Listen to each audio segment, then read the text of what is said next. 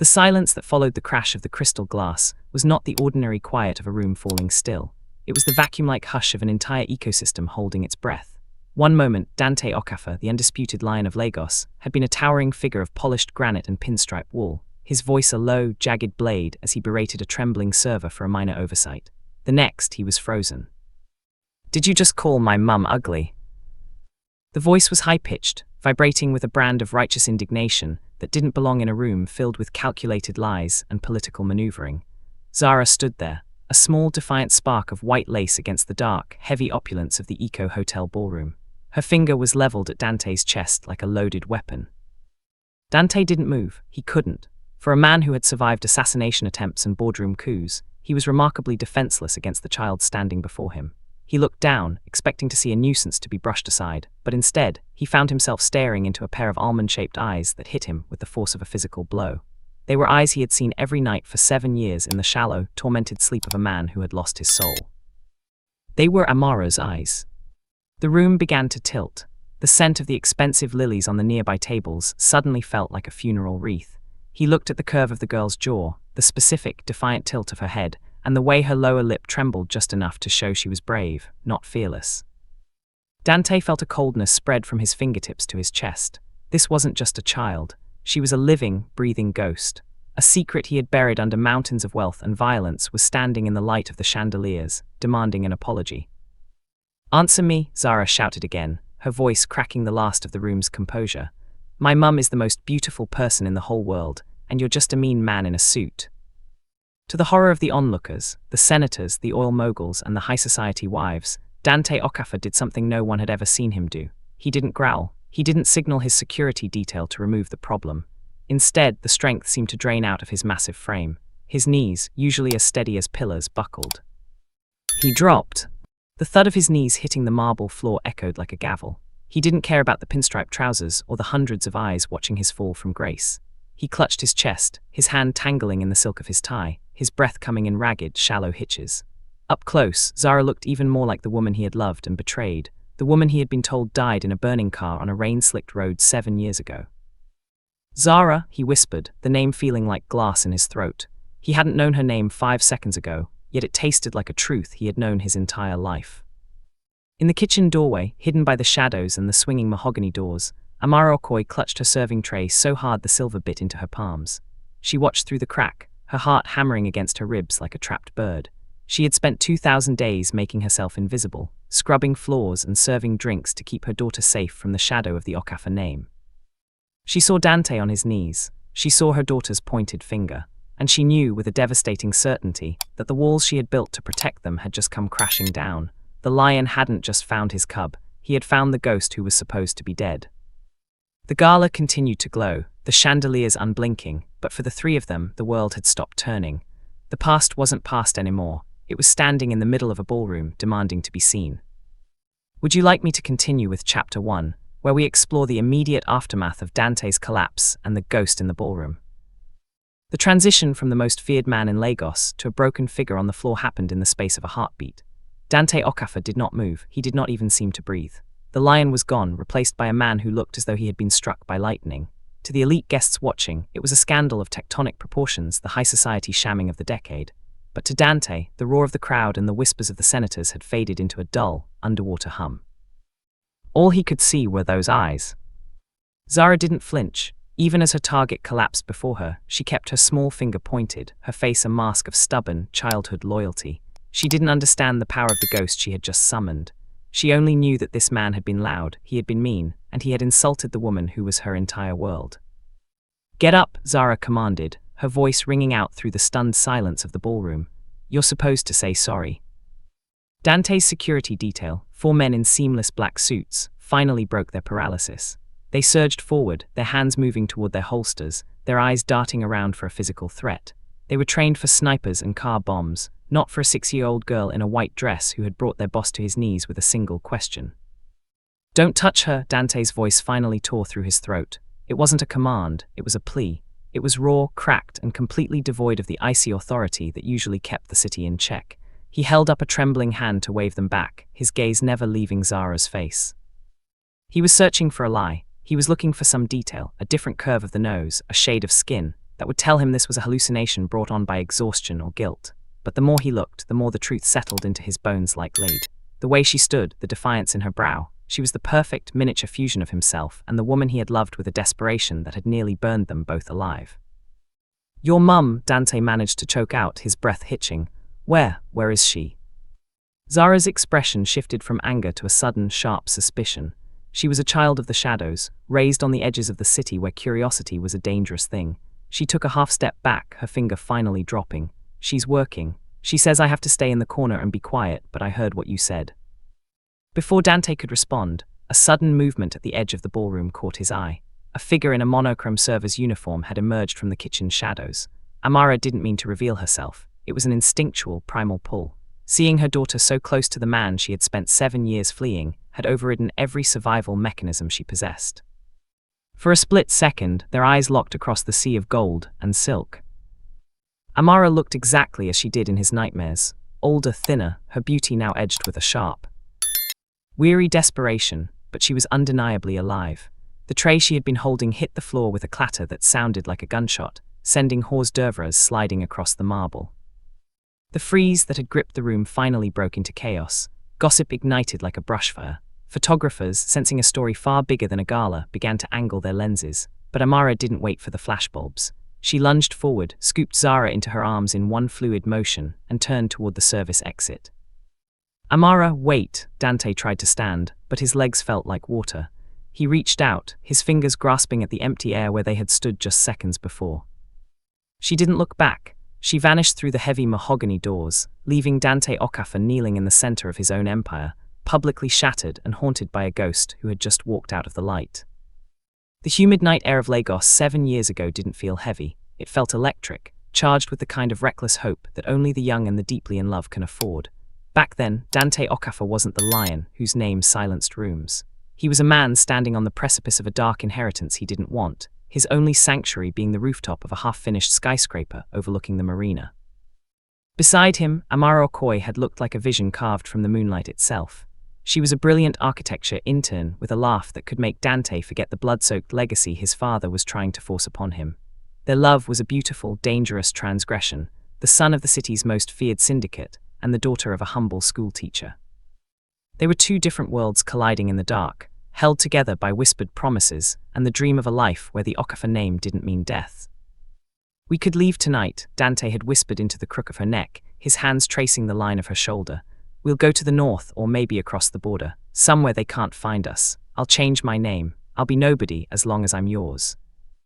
Amara had looked at him with those almond-shaped eyes, filled with a terrifyingly pure trust. "You'd give it all up, the power, the money." "It's all ash if you aren't there to see it burn," he had promised. But the underworld does not let go of its princes so easily. Dante's father had caught the scent of his son's distraction.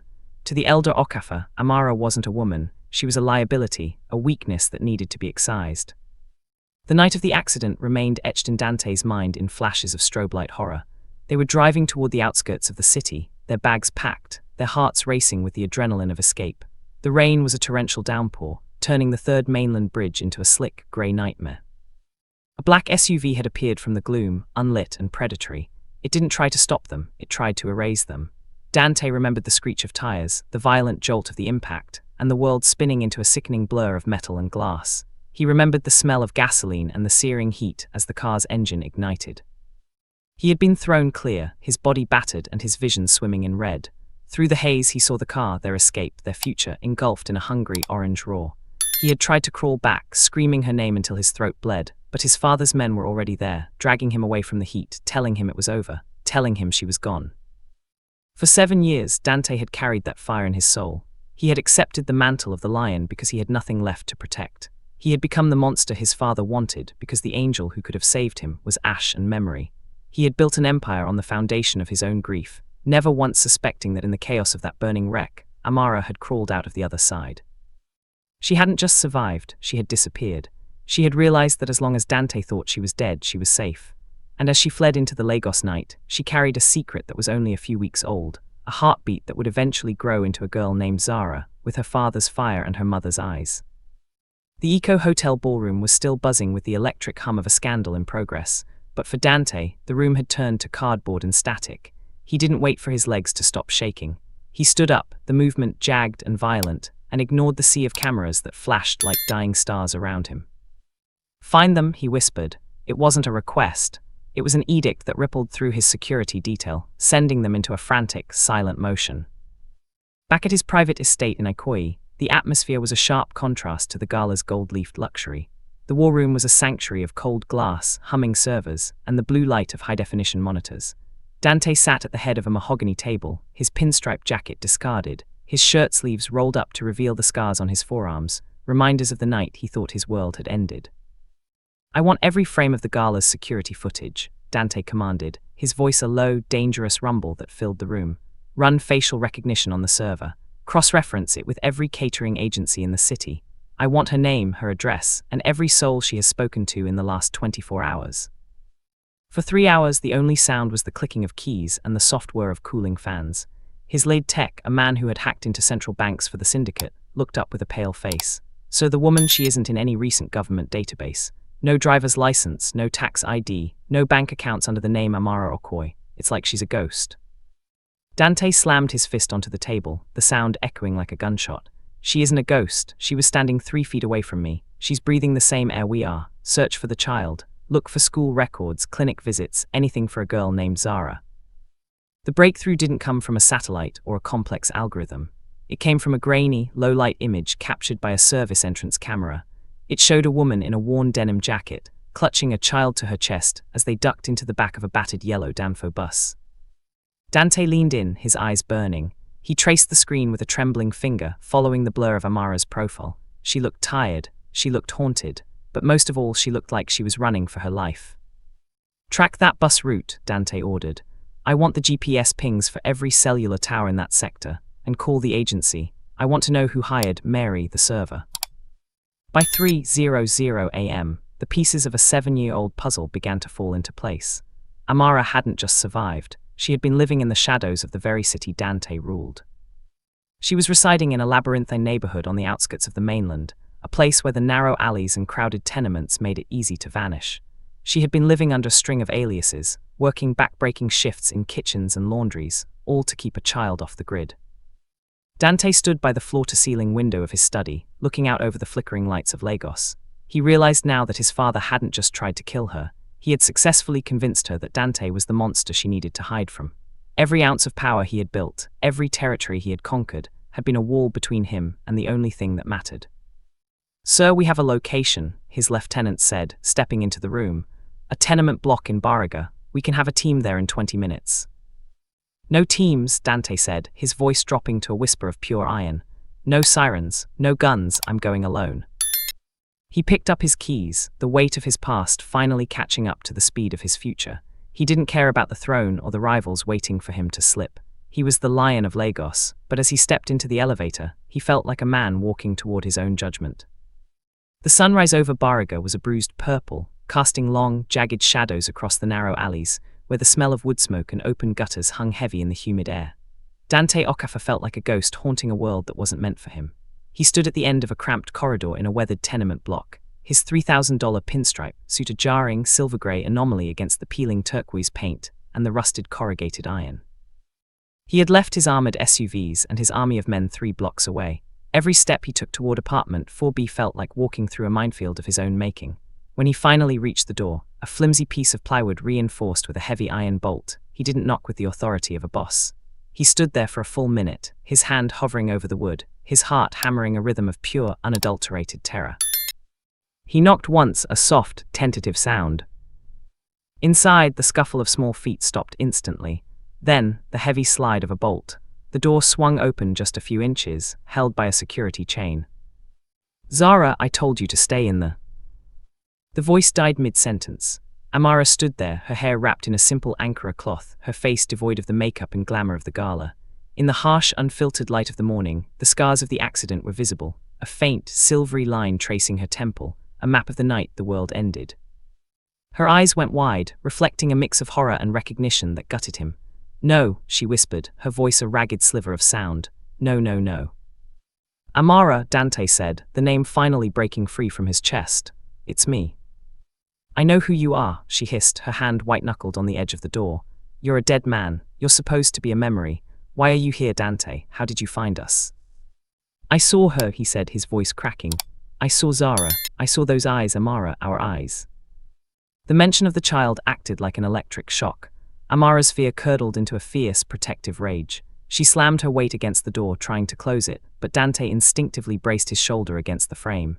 He didn't push, he just held his ground, a titan pleading with a shadow. Go away, she screamed, the sound echoing through the thin walls.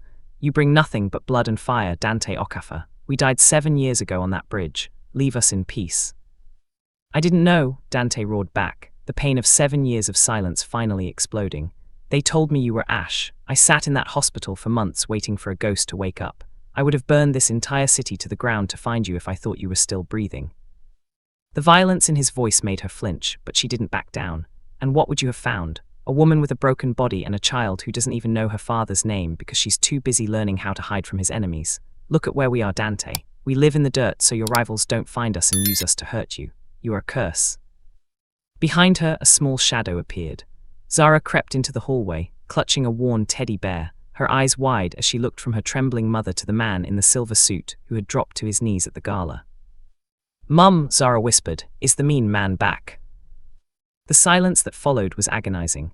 Dante looked past Amara, locking eyes with the daughter who was the only pure thing he had ever created. The rage drained out of him, replaced by a hollow, aching shame.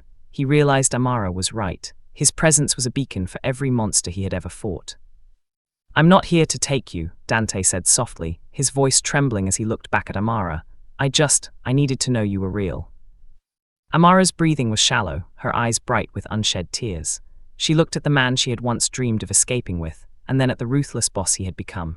The air between them was thick with the scent of a love that had been buried alive, and the explosive realization that once the door was opened, it could never be truly closed again. The interior of the apartment felt even smaller with Dante standing in the center of it, his presence absorbing all the available light and air. It was a space defined by careful, desperate frugality. A single window overlooking a crowded street, a small table with 2 mismatched chairs, and a shelf of books that had clearly been read until the spines frayed. Dante had returned the following evening, not with an army but with an offering. On the small wooden table sat a collection of boxes that looked like they belonged in a different universe. A high-end tablet, a plush lion with a golden mane, and a box of imported chocolates wrapped in silk ribbon. He stood awkwardly by the door, his hands empty, watching the little girl who carried his blood. Zara didn't approach the table. She stood by the faded curtains, her arms crossed over her chest in a gesture of defiance that was so hauntingly similar to his own that it made his chest ache. I brought these for you, Zara, Dante said, his voice dropping to a low, tentative register. I thought you might like the lion. He's a king just like... He stopped himself, the word father catching in his throat like a jagged stone. Zara looked at the plush toy, then back at Dante. Her gaze was clinical, unimpressed by the glitter of his wealth. Why? Because I want you to have the best things, Dante replied, taking a small step forward. I want to make sure you never have to want for anything again. We already have the best things, Zara said firmly.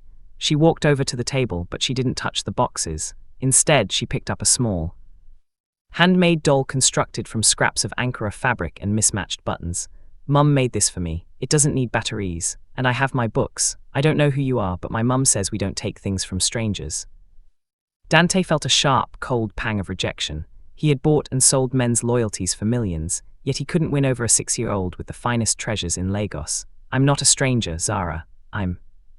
You're the man who made my mum cry, she interrupted, her voice rising with a sudden, sharp clarity. I heard her last night. She was crying because you found us. If you were someone important, you wouldn't make her sad.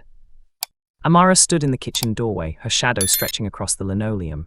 She didn't intervene. She let the silence hang heavy and suffocating.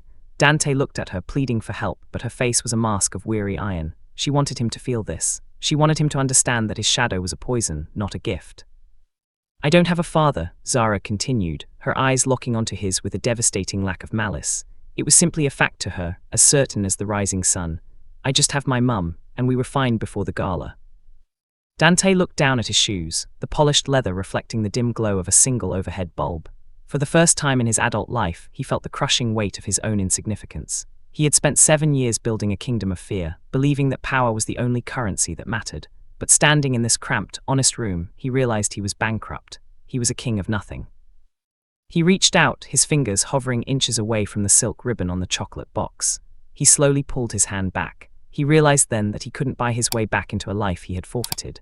If he wanted to be the man these two women deserved, the Lion of Lagos had to die. He had to learn how to be a man who didn't lead with his shadow, but with his heart. "I'm sorry, Zara," he whispered, and for the first time the apology didn't feel like a tactical retreat. It felt like a confession. He turned toward the door, leaving the expensive boxes untouched on the table. As he stepped out into the humid night, the pinstripe suit felt like a costume that no longer fit. The transformation had begun in the quietest way possible, through the wreckage of his pride. The power vacuum in the Lagos underworld was not a silent thing. It was a living, breathing pressure that felt the moment the lion's grip began to slacken. For 7 years, Dante Okafor had been a clockwork machine of cold efficiency, his movements as predictable as they were lethal. But now the machine was breaking.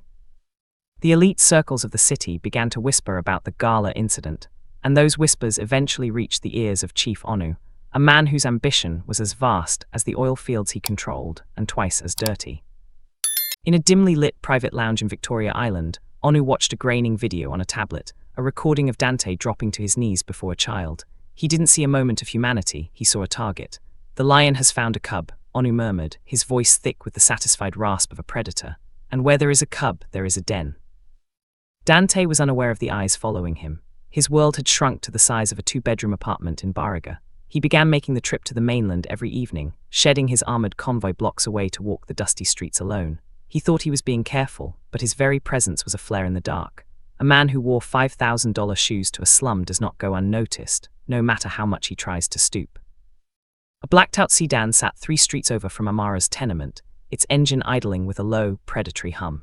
Inside, one of Onu's men adjusted a long-range lens, capturing the moment Dante stepped over a puddle of stagnant water to reach Amara's door. They had been tracking him for 3 days, mapping the route, timing the visits, and identifying the woman who made the most dangerous man in Nigeria look like a penitent sinner. "He goes there at 6:00 p.m. every day," the scout reported over an encrypted line. "He stays until 9:00. No guards, no backup, just him and the woman, and the girl." On the other side of the city, Chief Onu smiled. "He thinks he's found a sanctuary. He doesn't realize he's led us straight to his throat. Dante Okafor has been untouchable because he had nothing to lose. Now he has everything to lose." Inside the apartment, the air was thick with a different kind of tension. Dante sat on one of the mismatched chairs, watching Amara chop vegetables for dinner. The silence between them was no longer a wall, but a bridge that was still under construction, fragile and swaying. "You shouldn't come here tonight," Amara said, her back to him. The knife hit the cutting board with a steady, rhythmic thud. "People are talking, the neighbors. They see you. They see the way you look at the door before you enter. You're bringing your world into mine, Dante." "I'm careful, Amara," he insisted, though the words felt hollow even to him. "You were never careful," she countered, turning to face him, the blade still in her hand. "You were just powerful, there's a difference. Power makes you a target. And right now, Zara is standing in the middle of that target." Dante looked toward the small bedroom where Zara was supposed to be sleeping. He felt a sudden, icy prickle at the back of his neck, the instinct that had kept him alive in 100 alleyway ambushes. He stood up, walking to the window and peering through the gap in the faded curtains. The street below looked normal, the street food vendors, the flickering neon of a nearby bar, the hum of generators. But then he saw it, a flash of light reflecting off glass in a parked sedan that didn't belong in Bariga. A sedan with tinted windows and no license plates. The shadow wasn't just closing in, it had arrived. Dante felt the lion stir inside him for the first time in weeks, but it wasn't the roar of a conqueror. It was the low, desperate growl of a father who realized he had accidentally led the wolves to his family's door. "Amara," he whispered, his voice turning to cold iron. "Get Zara, now." The tension in the room was a living thing, coiled and ready to strike, but Zara remained blissfully unaware of the black sedan prowling the street below. She had wandered out of the bedroom, rubbing sleep from her eyes, and climbed onto the chair Dante had just vacated. To her, the mean man was becoming something else, a persistent shadow that brought an unfamiliar, heavy stillness to her mother's kitchen. Dante forced his gaze away from the window. He could feel the adrenaline singing in his blood, the old instinct to reach for a weapon he no longer carried. But as he looked at Zara, he realized that a show of violence would undo every fragile inch of progress he had made. He needed to be a father before he could be a protector. He sat back down, his movements slow and deliberate, masking the tremor of a man who knew he was being watched. He noticed Zara struggling with a small wooden puzzle she had brought from her room, a series of interlocking blocks that refused to yield. "You're forcing it," Dante said softly, his voice a low rumble that seemed to settle the frantic air in the room. Zara scowled, her small brow furrowing in a mirror image of his own stubbornness. "It's broken. The pieces don't want to go together." Dante reached out, his large, scarred hand dwarfing her small one. He didn't take the puzzle from her, he simply placed a finger on one of the blocks. "They want to go together, Zara. They're just scared of the fit. Life is a bit like this puzzle. When you try to force things with anger, they push back. You have to find the gap, the place where you can be gentle." He guided her hand, showing her how to rotate a notched piece until it slid home with a satisfying click. Zara's eyes widened, the frustration melting into a brief, shining moment of triumph. "Is that how you became a king?" she asked, looking up at him with a sudden, piercing curiosity. "By being gentle?" Dante felt a pang of raw honesty hit him. "No," he admitted, his voice barely a whisper. "I became a king by being the loudest and the hardest. I thought that if I built a wall high enough, nothing could hurt me, but I was wrong. A wall doesn't just keep people out, Zara. It keeps you in. It keeps you lonely." Amara paused in the kitchen, the vegetable knife held midair.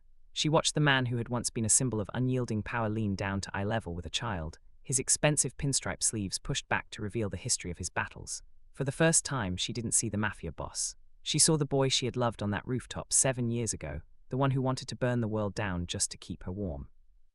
"Being strong isn't about how hard you can hit," Dante continued, his eyes locked on Zara. "It's about what you're willing to carry. It's about making sure the people you love never have to feel the weight of the world." He reached out, and this time, Zara didn't flinch. She allowed him to tuck a stray braid behind her ear. It was a gesture of such profound vulnerability that it felt more significant than any territory Dante had ever conquered. "I think I like the gentle king better," Zara whispered, her voice small and sleepy. Dante smiled, a genuine, pained expression that reached his eyes for the first time in a decade. But even as he felt the warmth of her small hand against his mind was already calculating the exit strategy. He could hear the faint, rhythmic pulse of a car engine idling too close to the building. The lesson in gentleness was over. Now he had to show them why the world feared the lion. "Amara," he said, his tone shifting back to the cold, crystalline authority of the underworld without raising his voice. "Pack only what Zara can carry. We're leaving through the back service stairs. Now." The escape through the service stairs had been too slow. The damp concrete of the tenement's rear exit swallowed the sound of their footsteps, but the darkness was already compromised. Dante felt the shift in the air before he heard the screech of tires. He had reached for Amara's hand, pulling her toward the shadows of a stack of plastic crates, but Zara, terrified by the sudden urgency, had tripped. In the heartbeat it took for Dante to lunge toward her, a second vehicle, a silver SUV, tore around the corner of the alley. The back door swung open like a hungry maw. 2 men in tactical gear, their faces obscured by balaclavas, moved with the synchronized precision of professionals. Dante fought like a man possessed, his fists connecting with the reinforced vest of the first attacker, but a heavy blow to the back of his head sent the world spinning into a kaleidoscope of grey and red. When his vision cleared, the alley was silent. Amara was screaming, her voice a jagged blade of grief, as she stared at the empty space where their daughter had been. A single burner phone sat vibrating on the oil-stained pavement. Dante picked it up with a hand that shook with a rage so cold it felt like ice. He didn't have to wait for the caller to speak. "The lion has a very beautiful cub, Dante," Chief Onu's voice rasped, sounding like dry leaves skittering over a grave. "But she's far too loud. She keeps asking for her father. I told her he was coming to see her, but only if he comes alone. No guards, no guns, just a man who finally has something worth dying for." The location was an abandoned sawmill on the edge of the lagoon, a place where the water was deep and the secrets were deeper. Dante stood at the entrance, the humid breeze whipping his white shirt against his chest. He had discarded his jacket, his tie, and his pride. For the first time in a decade, he was completely unarmed. His security detail was miles away, held back by his own ironclad command. He walked into the cavernous, rusted ribcage of the mill. The smell of rotting wood and salt air was overpowering. In the center of the floor, illuminated by a single, harsh spotlight, Zara was tied to a wooden chair. Her white dress was smudged with dirt, and her eyes were wide with a terror that broke Dante's heart. Chief Onu stepped out of the shadows, flanked by 4 gunmen. He held a revolver loosely in his hand, the metal gleaming. "You look smaller without your kingdom, Dante. You look human." "Let her go, Onu," Dante said, his voice a low, steady vibration of pure intent. He didn't look at the guns, he looked only at Zara. "This is between you and me. The girl has nothing to do with the throne." "She has everything to do with it," Onu countered, stepping closer to Zara. He rested a hand on the back of her chair, and Dante's jaw tightened until it felt like it would shatter. She is the only reason the great Dante Okafor is standing here like a sacrificial lamb. I wanted to see if the rumors were true. I wanted to see if the monster had grown a heart. You have what you want, Dante said, taking a step forward into the light. He spread his arms wide, exposing his chest. I'm unarmed. I'm alone. Let the child walk to the door and you can do whatever you need to do. Zara looked at him, a single tear carving a path through the dust on her cheek. Dad, she whispered. The word hit Dante harder than any bullet ever could. It was the first time she had called him that, and the realization that he might only hear it once was a physical agony. He forced a smile, the gentle smile he had practiced with the puzzle. It's okay, Zara, he said softly. Everything is going to be okay. Just look at me. Don't look at them. Just look at me. Chief Onu raised the revolver, aiming it directly at Dante's heart. The click of the hammer cocking back was the loudest sound in the world. A king who kneels for a child isn't a king anymore, Onu sneered. He's just a target. Dante didn't flinch. He stood his ground, a silhouette of quiet, devastating strength. He wasn't the lion of Lagos in that moment. He was just a father, and for the first time in his life, he was exactly where he was meant to be. The silence in the sawmill was broken not by a gunshot, but by the low, rhythmic thrum of a dozen black SUVs surrounding the perimeter. Chief Onu's eyes widened, his finger tightening on the trigger, but he was too late. Dante hadn't brought guards, but he had brought the truth. Over the sawmill's rusted intercom, a voice boomed, the voice of the syndicate's council of elders. Dante had patched his phone into their private frequency the moment he walked in, broadcasting Onu's admission that he was using a child to settle a business score. In the underworld, there are lines even monsters do not cross. The gunmen lowered their weapons as Dante's inner circle flooded the building, led by a lieutenant who looked at Onu with pure disdain. The lion didn't need to strike. He simply walked past the frozen chief, his eyes never leaving the little girl in the chair. He knelt, his fingers steady as he untied the rough hemp ropes chafing Zara's wrists. I've got you, he whispered, and for the first time, Zara didn't pull away. She collapsed into his chest, her small sobs muffled by his white shirt. Dante stood up, carrying her with a strength that had nothing to do with violence. He walked out of the sawmill, past the men who were waiting for his command to execute Onu, and past the armored cars that represented his empire. He didn't give a single order. He didn't look back at the throne. He simply kept walking until he reached the edge of the lagoon where Amara stood waiting, her face illuminated by the rising sun. He placed Zara on her feet, and the mother and daughter clung to each other in a desperate, tearful embrace. Dante stayed back, a silent sentinel in the morning light. He took a heavy, ornate ring from his finger, the seal of the Okafor family, and dropped it into the dark, murky waters of the lagoon. The lion of Lagos was dead, drowned in the salt water of a new beginning. Slowly he approached them. He didn't tower over them this time. He didn't lead with his wealth or his shadow. Instead, for the second time in his life, Dante Okafor dropped to his knees on the damp earth. I have spent 7 years building a kingdom of ashes, he said, his voice thick with an emotion he no longer tried to hide. I have nothing left but the truth. Amara, I don't want to be a king. I just want to be the man who makes sure you and Zara never have to run again. I know I don't deserve it, but I'm asking for a second chance to be the father she needs, and the man you once loved.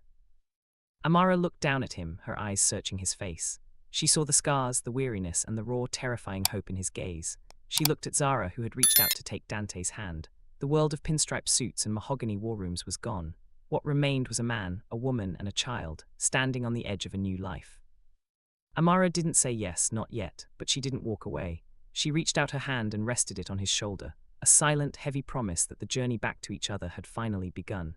The lion had finally found his home, and it wasn't a palace. It was the quiet, hardened peace of a family made whole. If you believe that no man is beyond redemption, and that a child's love can melt the coldest heart, hit that subscribe button and ring the notification bell. Some stories end in blood, but this one ended in grace. Join us for more emotional journeys, where love is the only power that truly matters.